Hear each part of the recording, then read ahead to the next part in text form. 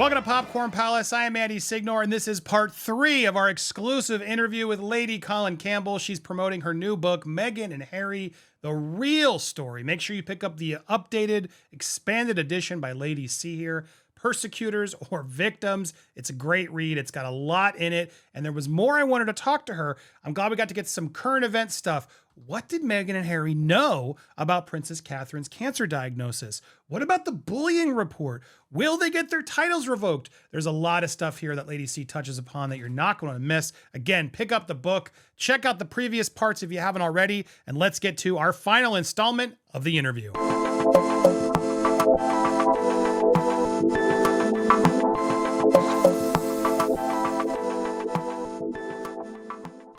So the bullying report, Meghan's bullying report, why do you think we haven't seen it yet? Do you think at some point the royal family could use that in a way? Are they saving that as a trump card in a way? What is your response to that? So they can't use it. All corporate obligations, and they have corporate obligations to their employees, require the confidentiality of all the participants. So they can't reveal the report. To reveal the report would be to expose the participants in the report to kickback, especially from Meghan and Harry.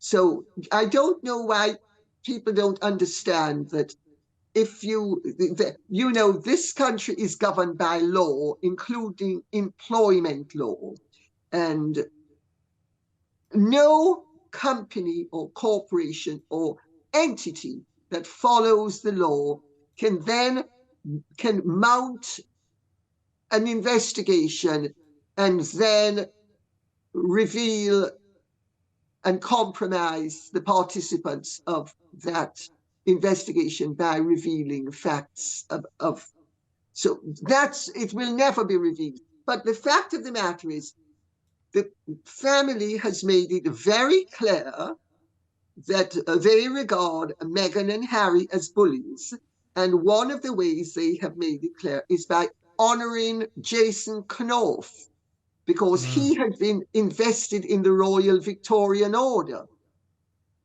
So to those who wish to think that the royal family has been covering up for them, they haven't.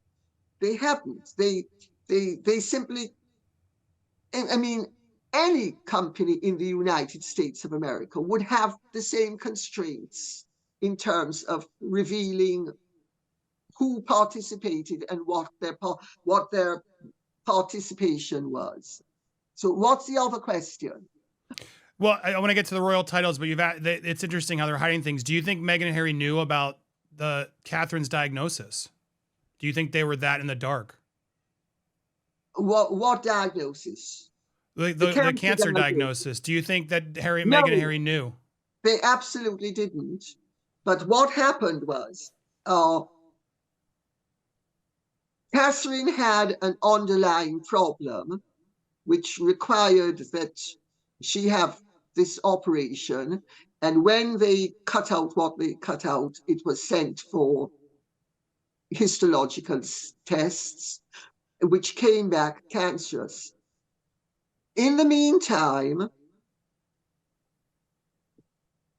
3 separate people at the London clinic had tried to access her records, one of whom had accessed them for, they don't know what they saw, but they know the length of time they saw it for, to know that there was a possibility of a breach.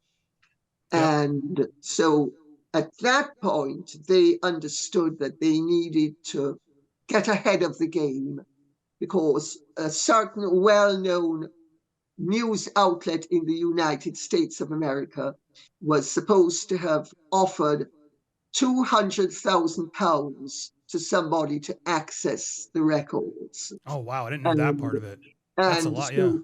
So they had to get ahead of the story, and they purposely made sure that Harry and Meghan did not know about it.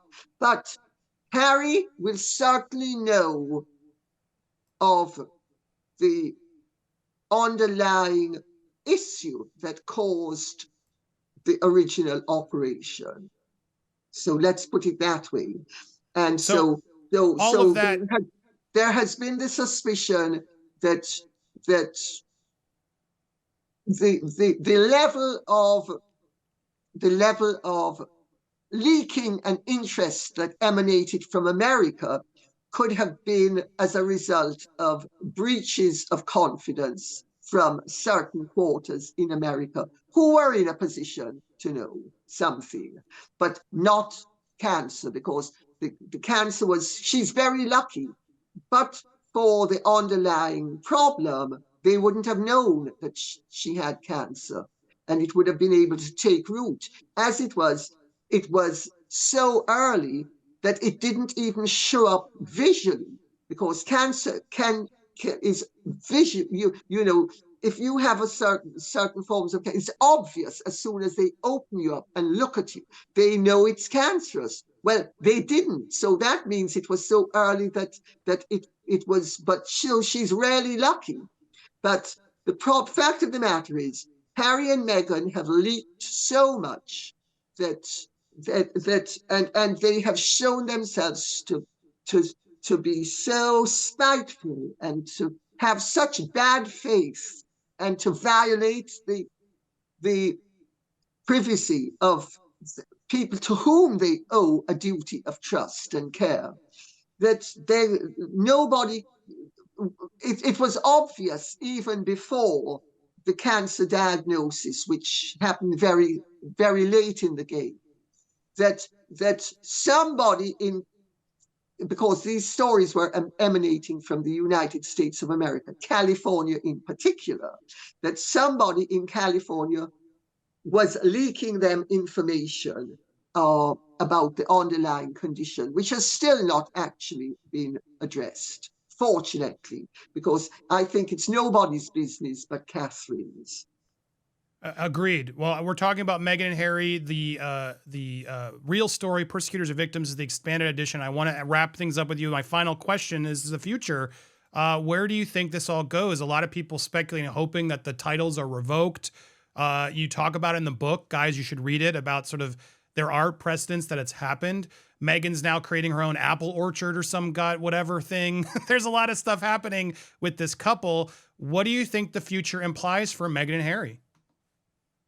Well, I don't believe in predictions, and I wrote a book on narcissism called Daughter of Narcissus, which I was recommended to write by one of the leading psychoanalysts on earth. So it's a serious study of narcissism.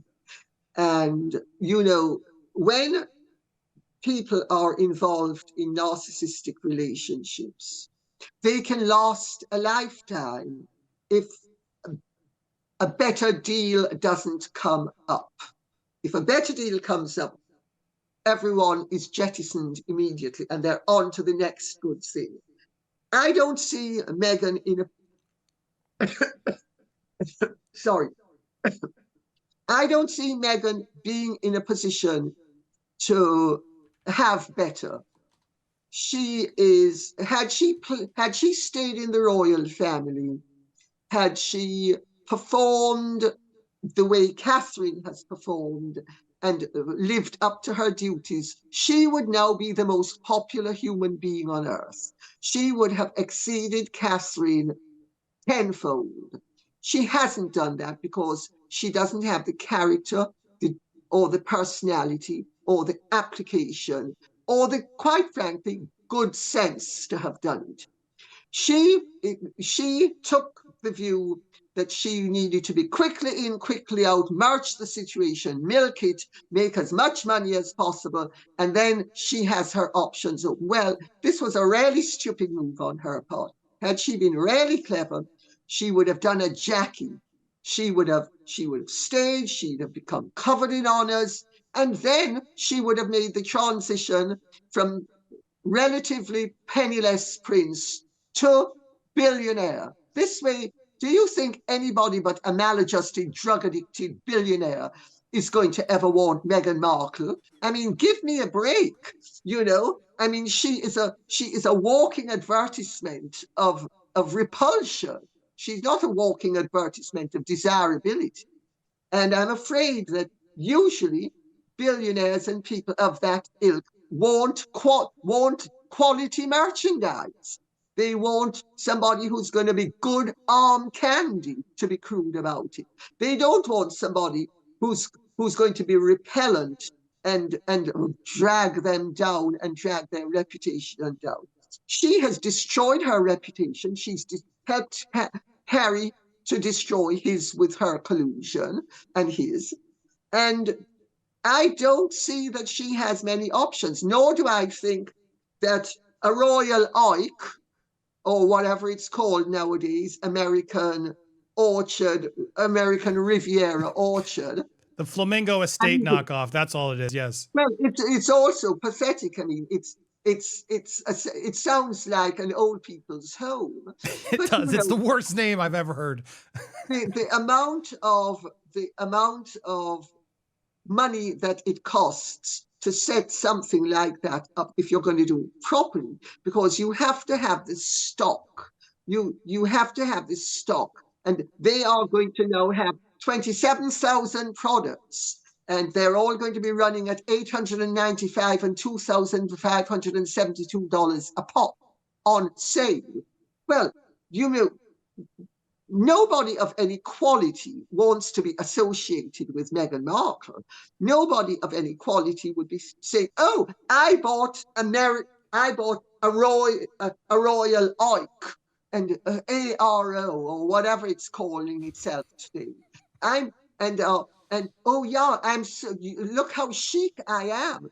And also, the people she has as admirers are basically uneducated, uninformed, unsophisticated, and usually at the lower end of the socio-economic margin.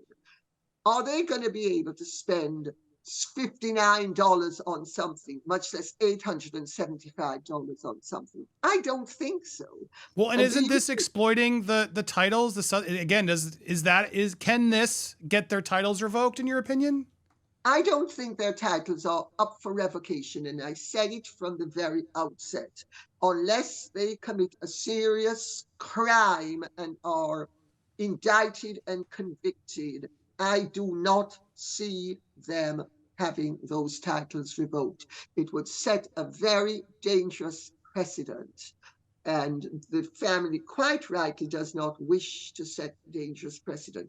2 years ago, one of the former private secretaries tried to get me to start a petition for Parliament to debate the revocation of their titles, and I refused to do it. I said, what I will do instead is create a petition inviting Harry to voluntarily ask the Queen to put his titles into abeyance.